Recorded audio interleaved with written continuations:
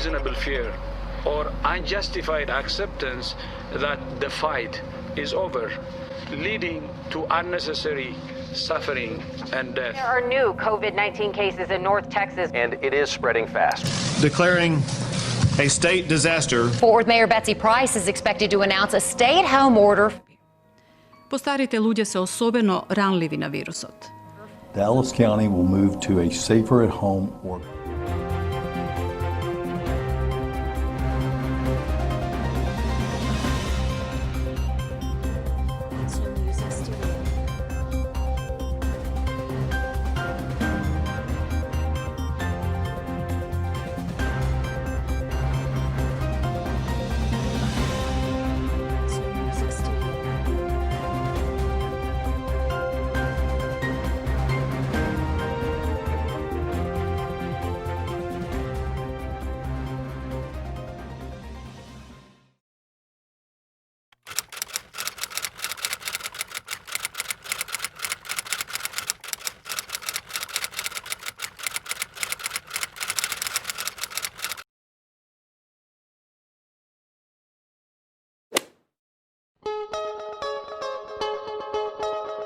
I would like to start by mentioning that all of us reacted differently to the whole situation with COVID-19.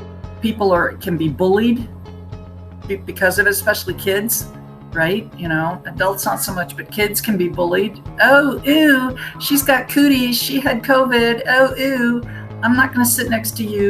Ooh, I'm not gonna, walk with you. I'm not gonna sit with you. I'm not gonna have lunch with you, that kind of thing. And that's stigmatizing kids. And that's really sad because if you get COVID, it's not your fault. You didn't ask for it. People's stigma and the thoughts around it are pretty inhumane, and sometimes they can get out of order and cause some further problems. For example, because I've had the virus, and in the few, I would say, first 2 to 3 days, people ask you how you feel, and those are the people that really want to know and show you support in these tough times. But there are also a lot of people who are going to blame you for going out, I would say even going with other people, and in a way that you have made them, put them in a risk, or maybe potentially infected them with this virus. And even though you haven't had any clue or idea that you had the virus inside of you. In my opinion, the level of stigma associated with the disease is based on 3 important factors. First, that the disease is quite new and still unknown to all of us. Then we are often afraid of what is unknown, and there is this fear of others and close contact. I'm trying to see what the stigma is in our community, because in so many ways our school community is very much connected in having the same challenges as communities all over the world. And then other times our community is kind of an outlier, and it can create its own culture. So I'm trying to find out the answer to that myself, actually. So when I'm doing social emotional wellness checks with people who have had COVID in our community, the large pattern that I'm seeing is that they feel supported and kind of okay and really in good spirits. So when we ask, when I try to get the answer to how do they feel in relation to others, I feel I'm getting a lot of positive responses that they feel supported and encouraged. So that's got to be a good sign. It depends really on your social environment. In some places where if you've had it and they associate that with you being not really respecting the rules, like you got it because you're constantly out at restaurants, you're constantly out at parties, you're doing this, all these things that you're not supposed to be doing, like that's negative stigma, because you kind of just brought it upon yourself. You should have not been doing these things, but you went out and hung out with your friends, you went to Agosti, you went to weddings, you did all these things. So that's negative stigma. But that weird thing about it is that negative stigma tends to come from people who have been practicing social distancing and staying away from these things. The lockdown, social distancing, and maintaining isolation created stress, anxiety, and frustration for many people. And I believe that those were also the factors that influenced how people acted towards others. I've heard of stories where people are in a way discriminated because they had the virus. I haven't seen that, with specific examples in my surroundings, and everyone is just cautious for their health, and everyone is supportive of those who have had it. And I've had friends who've had it, and I've been supportive of them, and I just wanted them to be okay. Well, in my opinion, in my experience, the fear of negative labeling and of social exclusion may be manifested, for example, in the discomfort of telling your friends or colleagues that unbeknownst to you at the time you had been in contact with an infected person, thus creating stress, anxiety, potentially exacerbating contact tracing, and eventually worsening the health conditions. So my motto is, just like COVID-19 does not discriminate, neither should we. I believe that, once again, the stigma is associated with the lack of knowledge about how COVID-19 spreads, the need to blame someone, and the anxiety of the unknown. They're treated very unfairly. So it's really important that we, as a community, work really hard not to stigmatize anyone that has COVID and is coming back to school or going back to work or whatever. So in the small pattern, I've seen already that people are feeling pretty supported. I think the question of how they feel once they've had it is a question that we're still answering, that we're now in the process of deciding what kind of community we're going to be. So what are we becoming? Are we becoming a community that stigmatizes or ostracizes people who have had trouble, or are we becoming the community that we say that we're trying to be? So I think that question is still up to us. After it's gone, I don't think that there's any differences in the treatment. Personally, with my surroundings, with my friends, we make jokes sometimes, but the people who've had it also make jokes about themselves because it's gone and it's something that's in the past and they've gone through it and they're healthy. So there's not a problem. There's no difference in the way they're treated. We just continue being friends and hanging out. If somebody had it and they were symptomatic, you tend to be a little more empathetic towards them. You feel for them. Like, I'm sorry this happened to you. Like, my friend in America, he got it. He's a teacher, a German teacher. And he posted on Facebook a long explanation as to what happened and what's going on with him. And nobody I saw on his page basically, were sitting there criticizing him, saying like, oh, why did you go out and do this? Because he does respect the rules. He doesn't do it. So they tend to treat some people with respect who get it, but others who catch it, like I said, who caught it because they're at a party or who caught it because they're doing stupid things they shouldn't be doing, sort of like, well, you got it because you deserve it. Being considered nerdy. And that's my worry, is that people will feel like they're being nerdy in some ways or too much of a goody-goody if they're being careful. But on the other side, I also think it's interpreted as care. When someone is being careful about PPE and distancing, that makes me feel like I'm cared about and they care about me. And when I do it, I hope other people feel cared about. That's why I'm doing it, not to stay away from you, but because I care about you and we care about each other. Eventually, the ones that mock them are going to get the virus and realize that they needed to take better care of themselves. Some people, there are like two groups. There's a group of people who go, oh my God, are you really wearing a mask and you're standing so far away and are you crazy? It's really no big deal. You're not going to get it. It's fine. And they make fun of them. And then there's the group who does do everything right, wears the mask, the PPE, everything, and they look down on the ones that don't and are angry at the ones who don't. At the beginning of the pandemic, people who were fully masked and very careful might have been perceived as a bit socially awkward. However, nowadays, people who entirely comply with the safety protocols and the protection measures are usually perceived as unintimidating, so to say, harmless to one's health.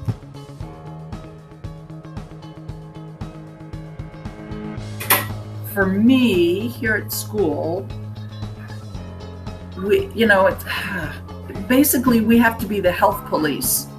And if we see someone, a student or a teacher, who's standing too close to somebody whose mask is down around their chin, or they needed to wash their hands and they didn't, we have to say something to them.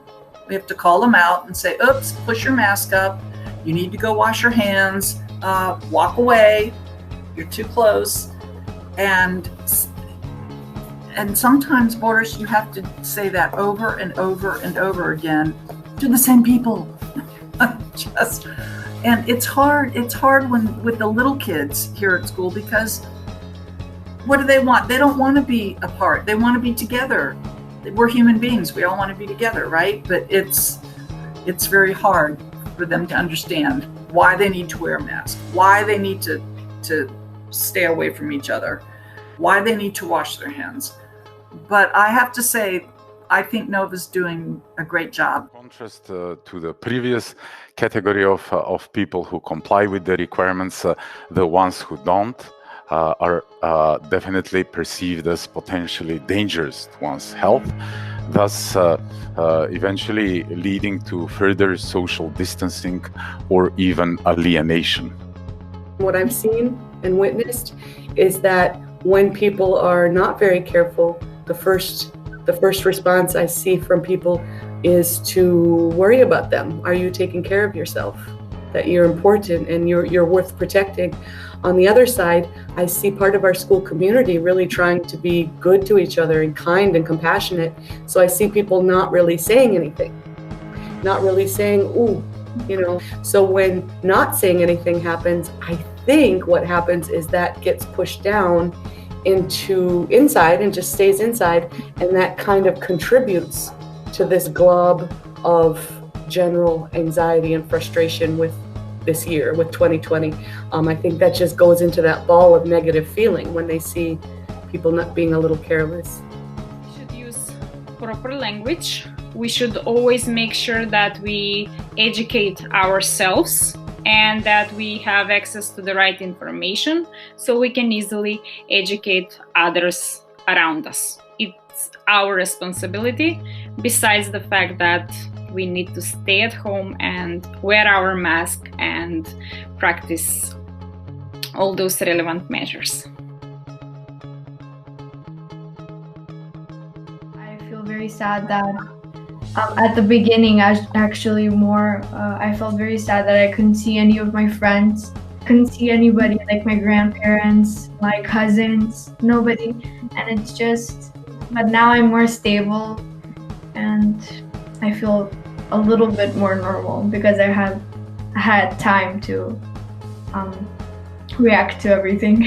And also, I've become like a better person myself during quarantine. I had more time to focus on myself. Yeah. I would say that we've had COVID in my country for about 7 months now. And at the beginning, I shifted myself more into doing things online, which is a type of person it had a positive effect on me. I've talked with a lot of people on this topic, and because I'm a student, fourth year in high school or grade 12, school is an important part of our daily lives, and now with the online school, I honestly feel that I have a better time management, and my overall daily schedule is pretty much better. I would say I have limited my face-to-face meetings, but I have no way limited my connection with my friends. I still talk to them, even though it's done throughout Google Meets, phones, or virtually, I would say. I still keep my contacts, but I just shifted from face-to-face meetings to the online platforms and meetings from my computer and home. My life has changed in the better. I had more time to relax and focus on myself. Most of the time, I stayed in my summer house because I felt safer and most distanced there. I stayed in contact with all my friends through social media, like every other teenager. When I think of these last few months, I think of what I wasn't able to do because of the virus. My daughter gave birth to our second grandson in the States, and I couldn't be there to help her afterwards. Our youngest son is getting married on Saturday in just 4 days, and I can't be there. I'm going to have to watch it on Facebook streaming. We had plans to go to Greece. We had plans to go to Sicily, and we're going to go to Sardinia. We were going to we had all of these big plans, and we haven't been able to do any of them. I've tried to focus on my well-being and connect online with my friends, and I've learned to be happy without seeing them all the time. As a teacher, I started teaching remotely last March, and it's still continuing. I missed the high school graduation of the seniors last year because it didn't happen due to the whole situation. And although I still miss the students in the classroom, I'm trying to make sure that I'm not rushing to the old ways, at least not yet. I had to drop out of my graduate program. I'm getting my master's in nursing, my master's of science in nursing, and I was down to the final two courses. 3 years it's taken me, final 2 courses. But that required that I go to the States to do my practicum, and they wouldn't let me come, and I had to drop out of school with 6 credits to go, 2 courses to go, and find another new school and pretty much start over again. So yeah, COVID has had a huge impact on my life, and I can't see my elderly parents in Florida. I can't go there, and so yeah, it's been kind of a bummer summer. Speaking from personal experience, the quarantines and the social distancing seem to have slowed down the pace of modern life to the extent of providing more time for self-reflection, for connecting with nature, and for being together with our loved ones.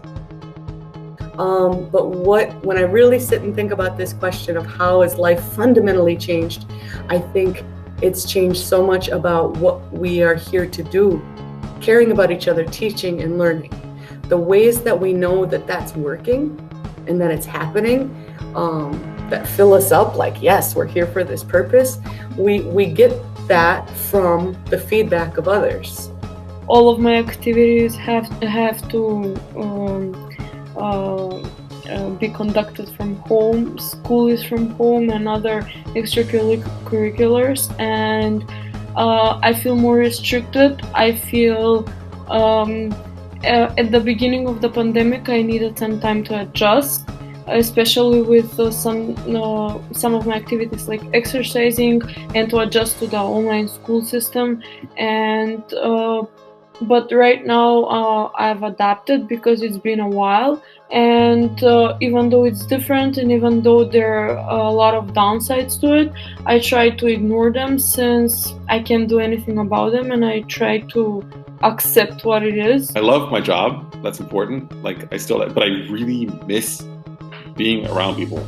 Like, I'm not a social person generally, but I miss being around people. I miss performing. As a musician, I miss that a lot. And as a teacher, for me, teaching is sort of performance art to an extent, but planned performance art. And I miss that. And I tried doing it online, but then it just doesn't work the same way. I can't visit my family in Cochin, not my family, my host family in Cochin, because they're afraid. And I don't get out. It's getting better. When it first started, I was really, really bad. Like last year in April, it was just like I was sitting at home all day. And then they're like, oh no, you can go outside for a walk. Oh, thanks for telling me that now. But yeah, I'm slowly becoming numb to it, as a lot of us are, but I'm still going to be respectful of the fact that it's dangerous. But I don't want this to be my reality for the next 5 years, because my 30s were stressful enough, my PhD, I want my 40s to be fun with what I do.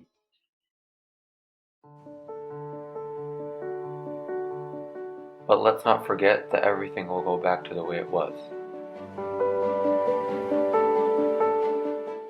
Continuing doing the things that we love. In the meantime, we will miss our family and friends.